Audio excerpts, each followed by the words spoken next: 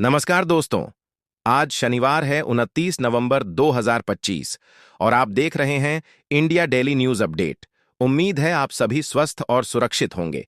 चलिए शुरू करते हैं देश और दुनिया की सबसे अहम खबरों के साथ।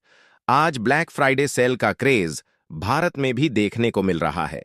अमेजॉन और फ्लिपकार्ट जैसी कंपनियां भारी डिस्काउंट दे रही हैं और लोग मोबाइल, लैपटॉप, कपड़ों और घरेलू सामान की शॉपिंग में व्यस्त हैं। ई कॉमर्स कंपनियों को इस बार रिकॉर्ड बिक्री की उम्मीद है और छोटे व्यापारियों को भी इससे काफी फायदा होने वाला है। वहीं प्रधानमंत्री नरेंद्र मोदी आज कर्नाटक और गोवा के दौरे पर हैं, जहां वे कई विकास परियोजनाओं का उद्घाटन करेंगे। उनके साथ बड़ी संख्या में केंद्रीय मंत्री और राज्य के नेता भी मौजूद रहेंगे। गृह मंत्री अमित शाह आज छत्तीसगढ़ में डीजीपीआईजी कॉन्फ्रेंस में हिस्सा ले रहे हैं, जहां राष्ट्रीय सुरक्षा और आतंकवाद पर महत्वपूर्ण चर्चा होगी।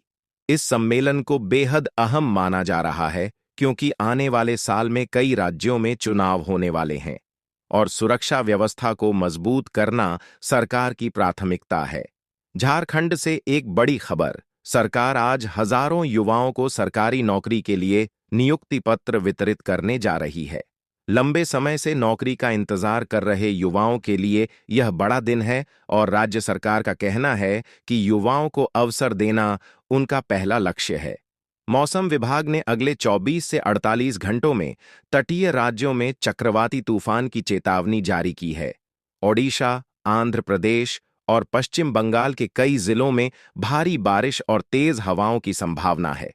लोगों को सुरक्षित स्थानों पर रहने और समुद्र के पास न जाने की सलाह दी गई है। राष्ट्रीय आपदा प्रबंधन बल को अलर्ट पर रखा गया है ताकि किसी भी आपात स्थिति में तुरंत मदद पहुंचाई जा सके। भारत का अंतरिक्ष क्षेत्र भी तेजी से आगे बढ़ रहा है। स्काईरूट कंपनी द्वारा विकसित विक्रम आई रॉकेट के सफल परीक्षण के बाद अब भारत का प्राइवेट स्पेस सेक्टर दुनिया में अपनी पहचान मजबूत कर रहा है। यह रॉकेट 300 किलोग्राम तक के सैटेलाइट्स को ऑन ऑर्बिट में भेज सकेगा और 2026 में इसकी फुल लॉन्चिंग की तैयारी चल रही है। इससे भारत के स्पेस मिशन और ज्यादा शक्तिशाली होंगे और अंतरिक्ष तकनीक में आत्मनिर्भरता मिलेगी। आर्थिक मोर्चे पर भी अच्छी खबर आई है। एक नई रिपोर्ट के अनुसार भारत की लॉजिस्टिक लागत जीडीपी के 14% से घटकर 7.97% हो गई है। इसका मतलब है कि व्यापार और परिवहन पहले से ज्यादा आसान और सस्ता हो गया है। विशेषज्ञों का मानना है कि इससे निर्यात बढ़ेगा और दुनिया भर के निवेशकों का भरोसा भारत पर और मजबूत होगा। असम से एक बड़ा कानूनी अपडेट आया है। राज्य में अब बहुविवाह यानी एक से ज्यादा शादी करना गैर कानूनी हो गया है।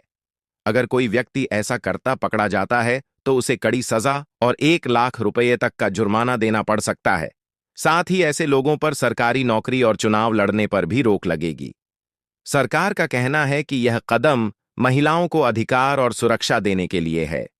दिल्ली एनसीआर की हवा अभी भी बहुत खराब है। कई इलाकों में AQI 400 से ऊपर दर्ज किया गया है, जो गंभीर स्तर माना जाता है। सुप्रीम कोर्ट ने केंद्र और राज्य सरकार को तुरंत प्रभावी कदम उठाने के निर्देश दिए हैं। स्वास्थ्य विभाग ने लोगों, खासकर बच्चों और बुजुर्गों को आवश्यक होने पर ही बाहर निकलने की सलाह दी है। हरियाणा के गुरुग्राम में टेस्ला इंडिया मोटर्स का पहला एक्सपीरियंस हब खुल गया है। मुख्यमंत्री ने कहा कि भारत अब इलेक्ट्रिक वाहनों का हब बनता जा रहा है और इससे रोजगार और निवेश बढ़ेगा। साइबर ठगी रोकने के लिए सरकार ने इस्तेमाल किए गए यानी सेकेंड हैंड मोबाइल फोन की बिक्री पर नए नियम लागू कर दिए हैं। अब हर फोन का IMEI वेरिफिकेशन अनिवार्य होगा ताकि चोरी किए गए मोबाइल की खरीद फरोख्त पर पूरी तरह रोक लगाई जा सके। तो दोस्तों, ये थीं आज की सबसे बड़ी और महत्वपूर्ण खबरें। आपको कौन सी खबर सबसे ज्यादा इंटरेस्टिंग लगी, हमें कमेंट में जरूर बताइए। वीडियो को लाइक, शेयर और चैनल को सब्सक्राइब करना ना भूलें। फिर मिलते हैं एक नई अपडेट के साथ। धन्यवाद और जय हिंद।